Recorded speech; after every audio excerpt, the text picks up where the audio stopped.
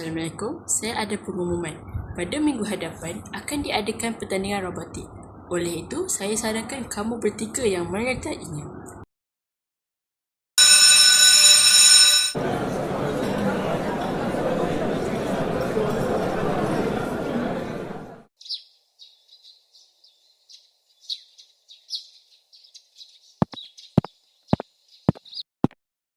Hei, Adi.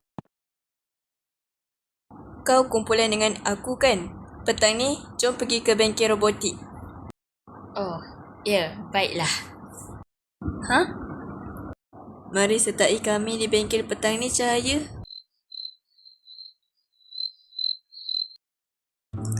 Macam mana kita nak buat projek ni? Aku ada idea. Macam tu je. Baik, lakaran robot kita telah siap.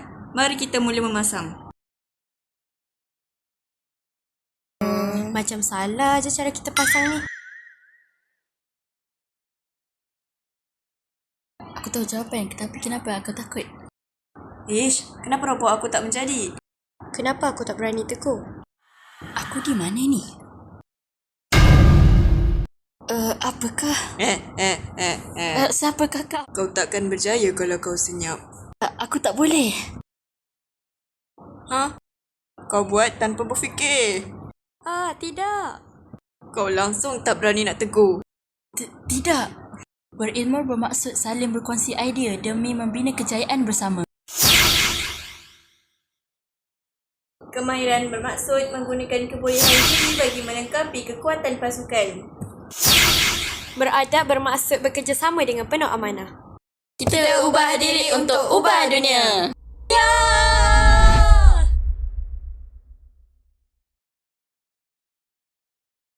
Kami mempersembahkan robot Autobot. Autobot mengajarkan kita pelbagai keistimewaan. Antaranya ialah mengajarkan kita erti kerjasama.